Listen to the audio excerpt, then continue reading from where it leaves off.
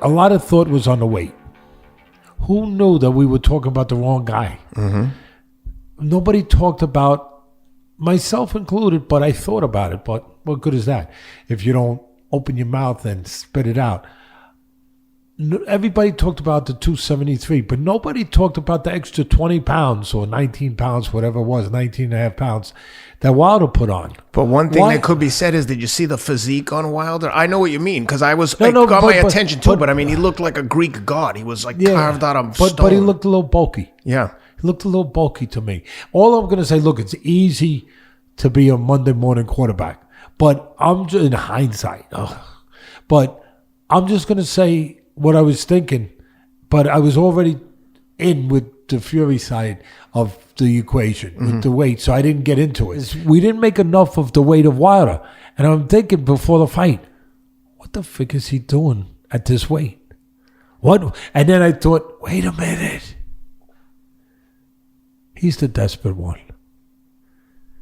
He thinks, see, I'm thinking the other way. I'm thinking, the other guy's thinking, I did everything I could, and I still got caught.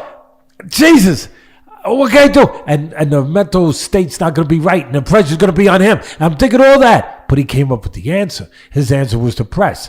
And he put on the extra weight, and he said, I'm going to press with that weight, and I'm going to come forward. I'm going to force myself into that position by being that weight.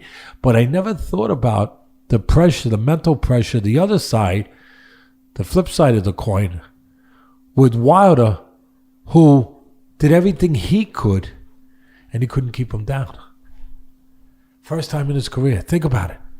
This dynamite puncher, this Thor's hammer, couldn't keep him down. That's got to play with you mentally. So how do I keep him down this time? Instead of just keeping it the same where, I got to come up with...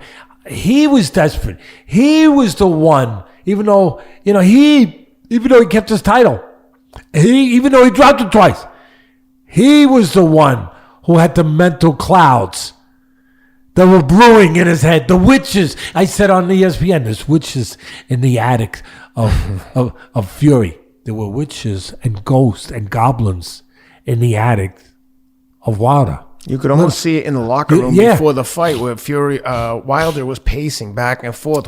Fury looked cool as a cucumber. And where did they come from? They came from the fact that we're thinking only positive. We're not looking at the negative. In his mind, the negative is he's the first guy to get up. That ain't supposed to happen. He got up. And so I'll put on another 20 pounds to keep him down. That's desperation. That do you understand, Ken? You with me? What's surprising about that, though, is the two fights, tune-up, whatever you want to call them, against Brazil and Ortiz, he almost knocked the guy into like next week. He knocked them both out. So but I agree with what you're saying. That was the first time that a guy got up. The guy gets hit with a signature punch. He gets hit with the Geiger counter. I mean, this guy, he gets hit with Thor's hammer. Not only did he get hit with the right, he got touched him with a left hook on the way down, too. So there was mental turbulence was really on the other side. And the weight hurt him. Now, I'm making no excuses. That right hand behind the ear hurt him in the third round and kept him a little drunk with his equilibrium. It had a lasting effect. But the weight, because here's my point. At this weight, the heaviest weight of his career, he wasn't chucking the punches. They could still be ugly freaking punches, snowballs. You know what I mean? But he wasn't chucking them. And if you're not chucking them, you have a less chance of getting lucky, if I'm going to use that word. Yeah. You got a less chance of getting lucky, a less chance of landing your bomb.